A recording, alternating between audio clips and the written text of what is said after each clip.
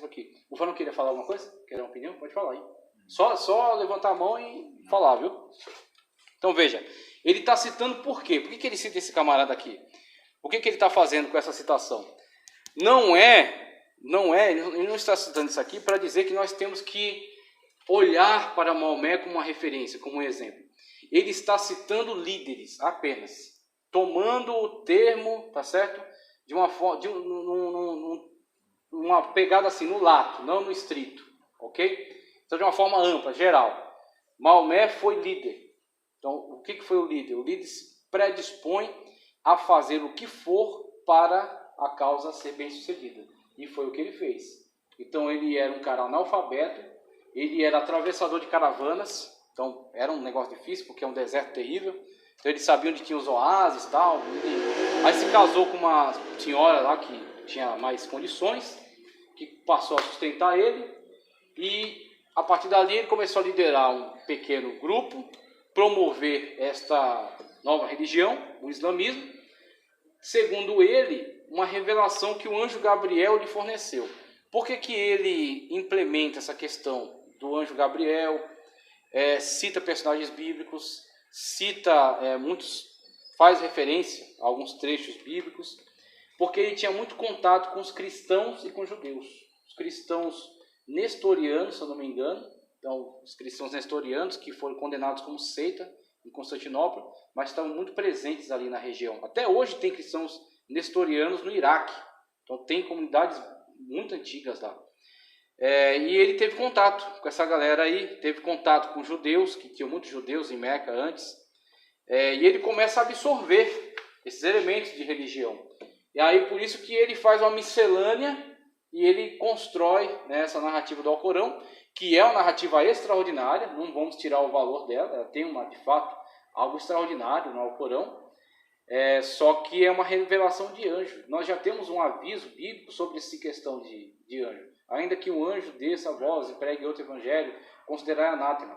Então esse joguete aí já foi avisado, que anjos, supostos anjos de Deus, que na verdade são anjos das trevas, iriam realizar feitos tais. Pode falar. Eu nunca vi assim no Alcorão, mas tem alguns textos da Bíblia? Eu tenho em casa e ele não tem o texto da Bíblia, mas ele faz menção. Ele fala de Jesus, ele cita Jesus como um grande profeta. Só que ele não diz que Jesus é Deus. Ele diz que Jesus é o filho de Maria, e que é um grande profeta, e que ascendeu aos céus, alguma coisa assim. É um outro livro, não é que nem a Bíblia. É uma outra Bíblia. É outra Bíblia, é a Bíblia deles. Tá? Então é a Bíblia deles. Ele diz que o anjo Gabriel revelou para ele, aí ele citou, como ele não sabia escrever, ele pegou um copista. E o copista escreveu para ele lá, e depois que ele escreveu, teve várias alterações. Então o Alcorão original ninguém sabe como era. Aquilo foi alterado, até que chegou no formato que está na atualidade. Tá ok? Mas ele foi, o que ele quer pegar daqui? Foi um líder. Então, imagem de líder. Influenciou, exatamente. O Alá não é de negócio de bruxaria, essas coisas assim? Alguns dizem que até estava relacionado lá na época do paganismo, do politeísmo na Arábia, que estava relacionado também a alguns cultos místicos.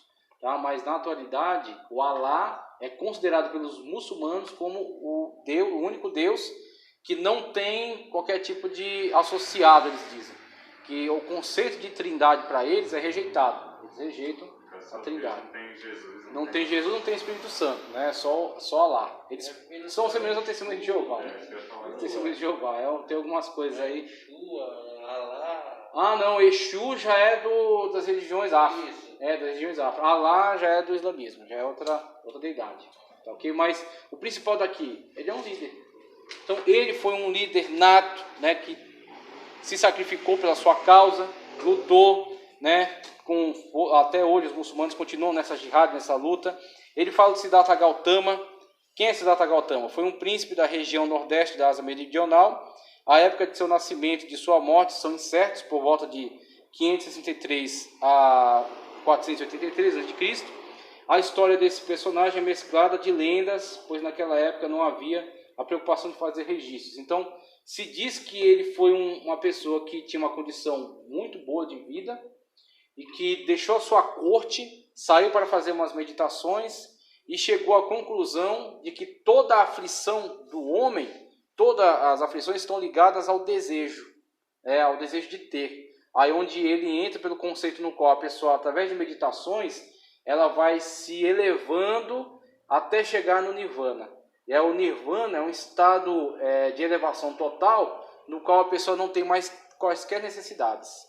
E aí quando ela não necessita mais de nada, não precisa mais de nada, não tem desejo por nada, aí ela para de sofrer, o sofrimento acaba. Ela sai do chamado samsara, que é a roda de reencarnações e sofrimentos, E aí, através dessa ideia, ele simplesmente conseguiu que essa vertente, que é uma vertente ateia do hinduísmo, você vê, no budismo não existe Deus. O homem não precisa de Deus. O homem precisa de autoevolução. Então ele vai se autoevoluindo através de processo meditativo. Aí, claro, tem outras vertentes de budismo. Tem a Theravada, que é a mais antiga, que é a mais rígida. E tem a Mahayana, que é um pouco mais aberta, inclusive inclui muitos estrangeiros. E inclui um conceito chamado Bodhisattva, que é grandes gurus que chegaram no estado de elevação, que poderiam ter partido por Nirvana, entrado lá no nada, só que eles ficam aqui para ajudar os outros. Aí eles são semideuses. Eles são tidos como esses outros discípulos, como deuses encarnados ali. Por quê? Porque eles são muito elevados, segundo eles. Né? Então, um conceito desse se difundiu de tal maneira que conseguiu influenciar e está influenciando até o Ocidente. Então, por isso que ele cita Siddhartha Gautama, e aí o Siddhartha Gautama vai falar da não agressão, né, do não consumismo. Inclusive, eu tenho lá a doutrina de Buda. Então, ele tem alguns conceitos que são importantes. Então, por que ele traz esses referenciais? Porque ele está mostrando pessoas que se dedicaram, que se empenharam por uma causa. Ele está falando do Siddhartha Gautama, do Confúcio, que já é uma vertente chinesa e que não fala de religião, mas fala de preservar os bons costumes. Esse Gautama era mais conhecido como um Buda. É o Buda mesmo.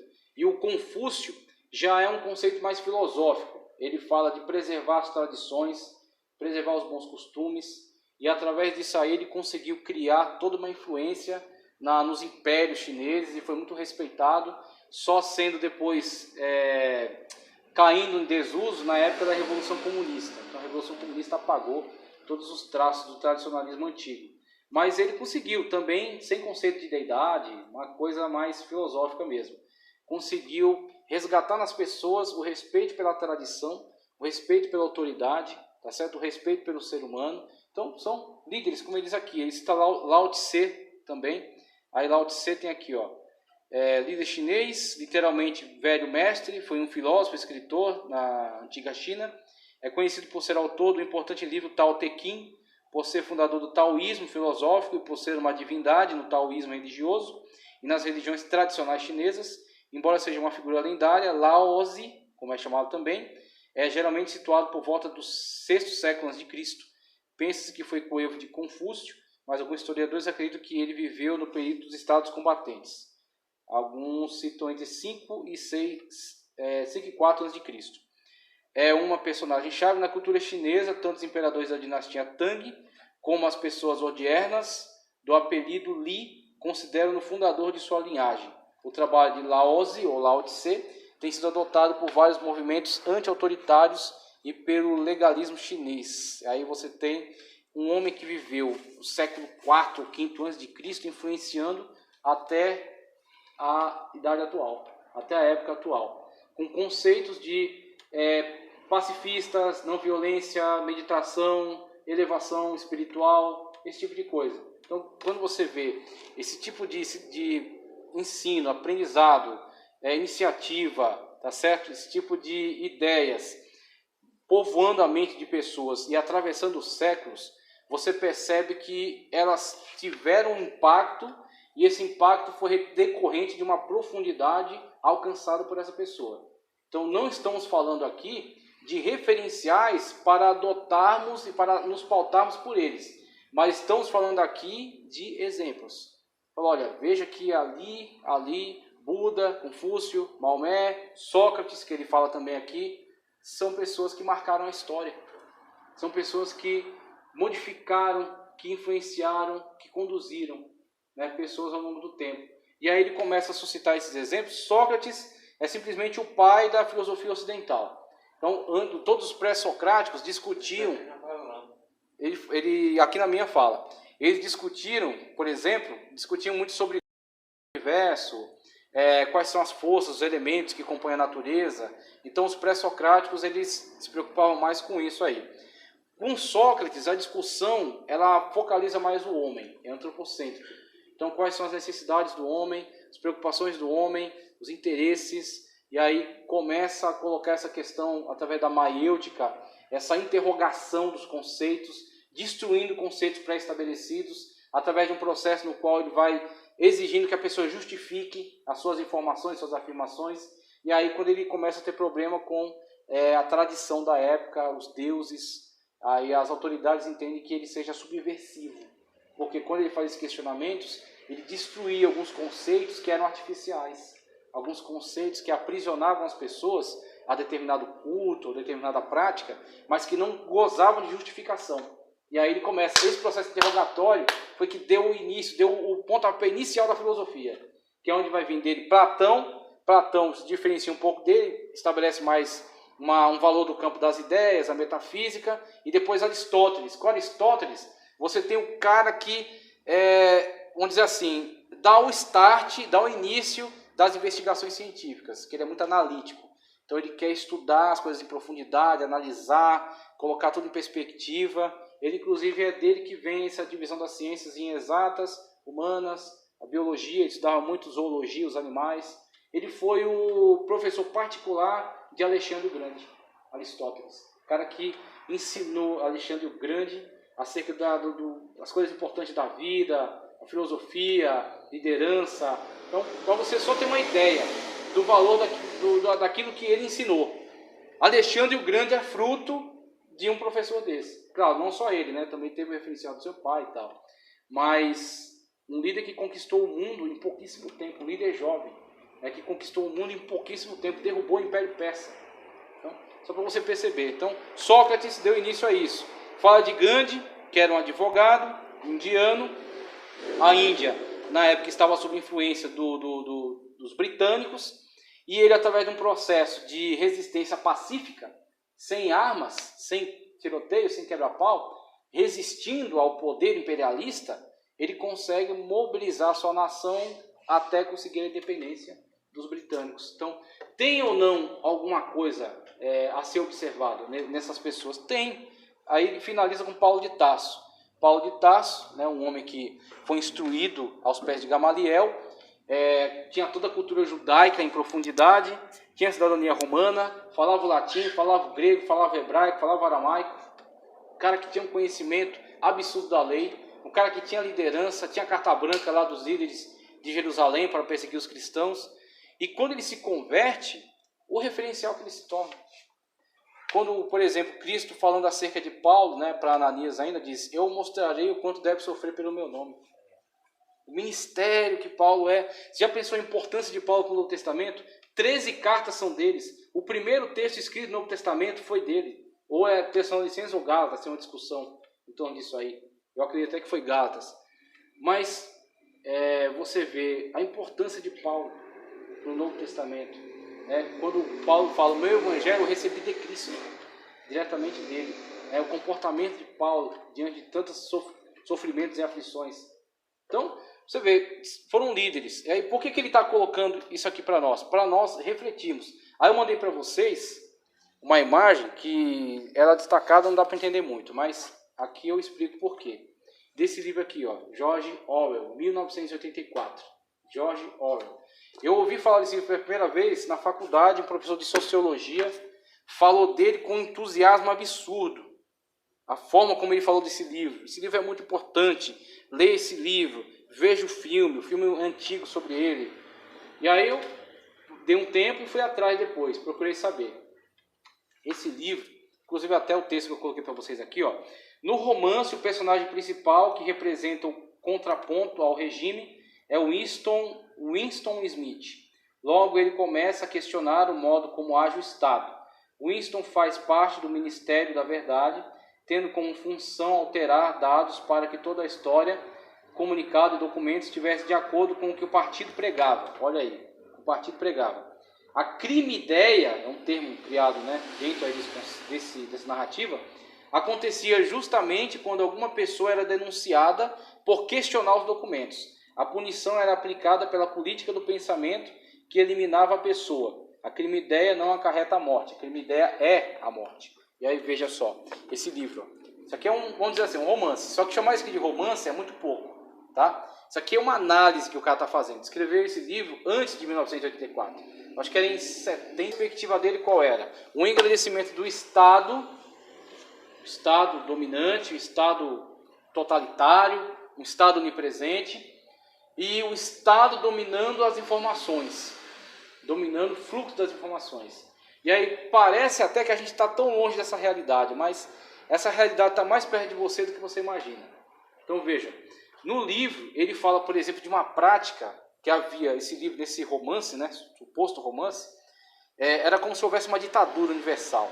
Então tinha uma ditadura e tinha alguns poucos blocos fora dela, mas era uma ditadura que estabelecia um governo muito amplo. E eles exerciam um domínio sobre as pessoas muito severo. Olha só a capacidade do cara de lançar um olhar para o futuro. Na época a TV estava engatinhando. E segundo esse cara, esse Estado conseguia colocar uma tela dentro de cada quarto. É a chamada teletela, eles chamavam. E o cara Big Brother, o grande irmão. O Big Brother observa a vida de todas as pessoas. Ele sempre fazia os discursos e passava as notícias de uma forma adaptada por esse Ministério da Verdade. E outra coisa que eles faziam é controlar o fluxo de informações e para quem elas iam. Então, você tinha um povo ralé, uma massa popular ralé, que fazia funcionar o Estado através dos seus serviços básicos, né? E para eles era fornecido o pior conteúdo. Entretenimento, putaria diversa, né? O que eles quisessem, lixo, né? Mentiras, distorções, tudo. Então era para ralé. Para quê? Para eles trabalharem, chegar em casa, se alimentarem com aquela bobagem, darem risada, se divertirem e voltar para o trabalho. Né? O hamster na roda. Então, só isso aí. E para aqueles que estavam ligados diretamente ao partido, eles davam informação, vamos dizer assim, filtrada politicamente pelo partido. E esse Winston Smith é o cara que estava à frente disso. Ele recortava as informações e adaptava, e recolava, e dava outra versão, modificava. E, inclusive, eles mudaram até o idioma. É uma chamada nova língua. Essa nova língua era um alfabeto de número de letras reduzido, para que a pessoa não pudesse construir muitas informações através dele, somente poucas informações limitadas. Então o cara, ele projetou uma visão na qual havia uma dominação total sobre o poder. Por que eu estou falando tudo isso, depois de ter citado esses grandes personagens? É a pergunta que ele faz aqui. Onde estão os líderes? Onde estão as grandes pessoas? Onde estão as pessoas que influenciam, que mudam a história? Você já parou para se perguntar sobre isso? Porque até pouco tempo na história, por exemplo, na época do iluminismo, 1500, 1700, 1800, a gente vê começar a surgir grandes inventores. Aí surgem as grandes invenções, a invenção da máquina, a descoberta e o controle da eletricidade.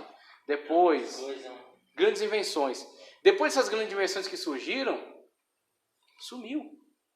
Então hoje o que tem? Algumas inovações dentro de coisas já inventadas anteriormente. Então você pega tecnologia da comunicação, tecnologia, né, de imagens, de som, aí você consegue um celular, consegue diminuir, né, o tamanho dele, tornar algumas funções mais tal, aí o pessoal faz aquela propaganda como se fosse uma coisa extraordinária, mas na verdade foi um botão a mais que ele pôs lá, uma câmera a mais, uma coisa assim, e ele lança como se fosse a sétima maravilha do mundo. Mas não surgiu mais pessoas brilhantes, influenciadores. E você já parou para se perguntar por quê? É só você observar a maneira como nós, né? Vocês estão vindo de uma geração anterior, não que vocês sejam velhos, tá? Eu também eu venho do tempo da ficha. Eu conheci fila para telefonar no orelhão. Eu não tinha celular era uma coisa inalcançável. Carta, Meu pai pagou uma nota para ter uma linha de telefone. Então eu estou na transição dessa época. A gente ainda tinha assim uma escola onde o professor tinha autoridade e falava só de ciência, tá certo? Não falava não entrava em questões de sexualidade e de sensualidade e de promiscuidade, tá? E nem de partidarismo político. Ele falava de português, de matemática, de biologia, esse tipo de coisa. Mas na atualidade já sofre grande alteração esse quadro escolar, né? Por causa dessa influência política também que a gente passou. Mas veja, a gente ainda estava nessa fase, a gente não tinha tanta exposição a estes meios de influenciamento. Tanta TV, a gente não tinha uma ligação tão forte assim com a TV. Eu ainda era da época que eu brincava na rua ainda. Só que houve uma mudança daquela geração para a próxima geração. A geração atual, as pessoas estão enfiadas na TV, estão enfiadas nos seus celulares, vendo os conteúdos, né, que são lançados aí nessas mídias, e esses conteúdos têm um enviesamento, vamos dizer assim. Eles propagam certas ideologias, eles atendem a certas ideologias, ok? E aí onde você vai ver, debaixo da sua barba, existe uma criança que é educada não por você, mas é educada por ideias às quais você jamais concordaria.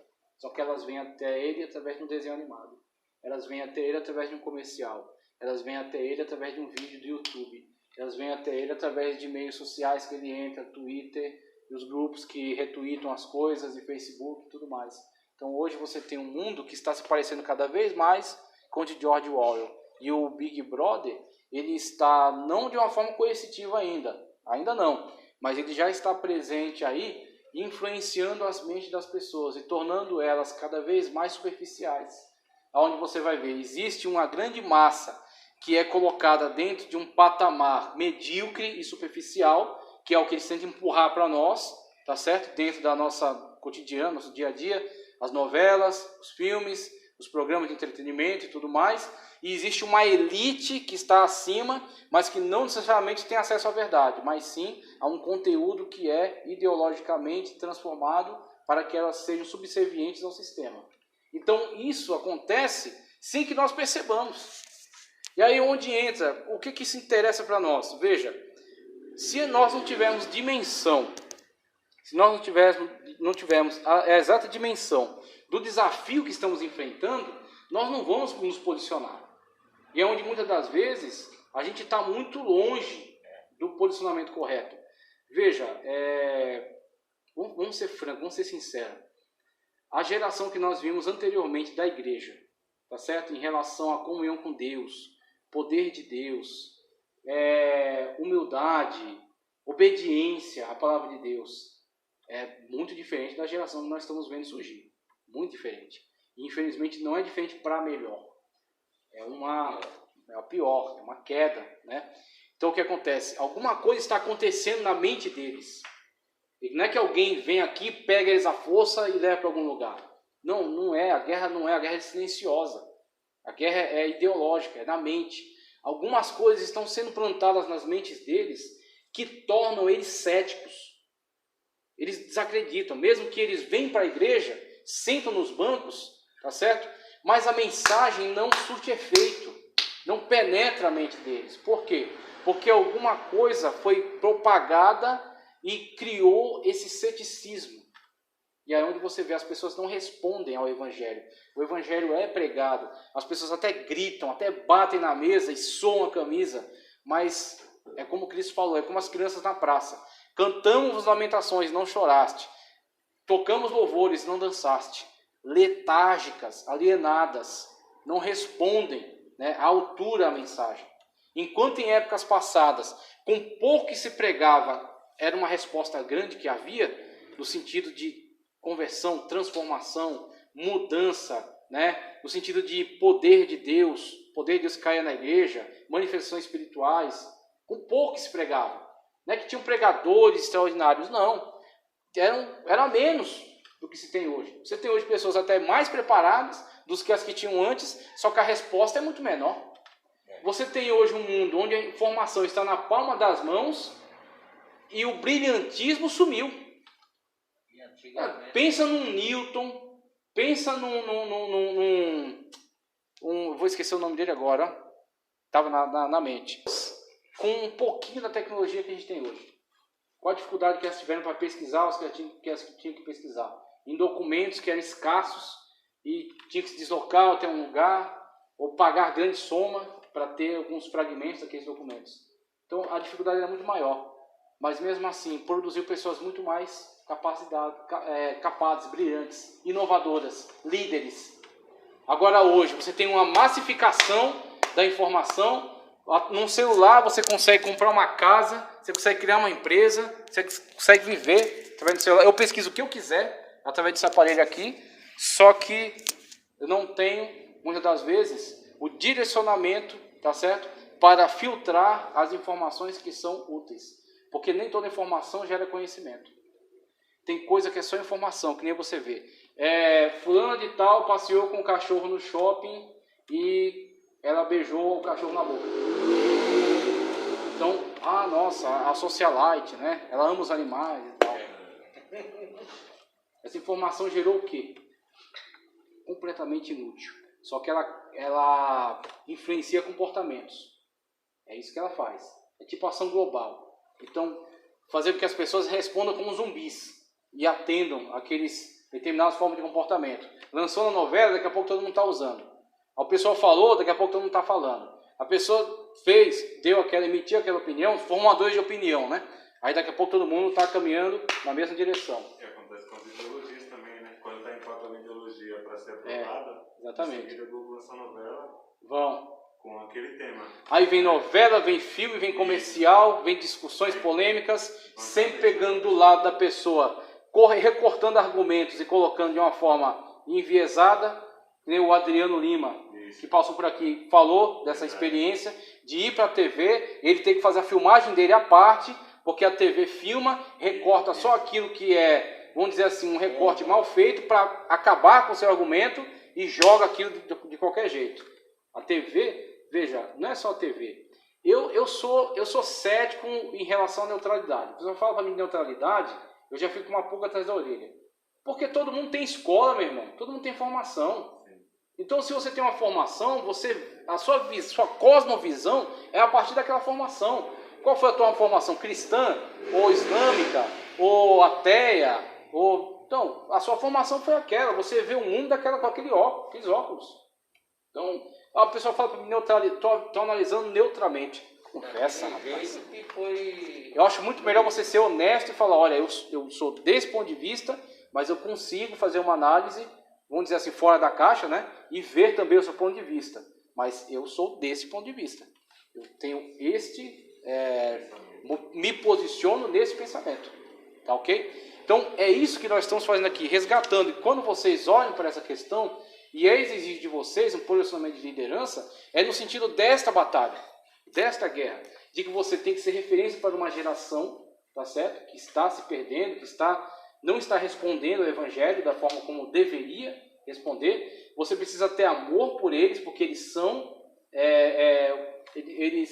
uma aquisição do Senhor Jesus Cristo através da cruz do Calvário. Você precisa ser servo no sentido de se posicionar, de saber que é um papel que cabe a você, que você foi chamado, ok? Que Deus conta com você. Você precisa ser exemplo para eles, precisa ter empatia, se colocar no lugar deles. E é onde entra, muitas das vezes, a ação mais efetiva não vai ser da pregação aqui. A pregação é fundamental, é muito importante, mas não é todos que vão responder da mesma forma. Alguns vão ser impactados pela pregação, mas outras pessoas vão ser muito mais impactadas pelo trabalho de formiguinha, feito pelos pequenos líderes que estão espalhados na igreja, que tem contato, por exemplo, que sabe que o seu sobrinho tem uma dificuldade com essa mensagem. Aí você chega até ele, perto dele, num aconselhamento pessoal. E você mostra no dia a dia, por exemplo, uma situação na qual ele foi fragilizado e ele está desarmado, tá certo? E ele espera de você uma orientação, está com o coração aberto, porque às vezes a pessoa está sentada aqui, mas ela está fechada, ela é uma cidade murada, entrincheirada. Agora, em certas situações que ela passa no dia a dia, ela está com o coração aberto muitas vezes. Se você está perto dela, é a sua chance, né? Então, você é que vai muitas vezes influenciá-la beneficamente para que ela futuramente seja também uma influenciadora. A questão aqui é influenciadores, tá certo? Pessoas que vão de fato reverter esta situação. Aí eu vou passar para vocês aqui, ó, revista vocês lêem em casa, tá ok? Então vocês estão com a revista em mãos, vocês vão ler ela bonitinho lá direitinho em casa. O que eu vou passar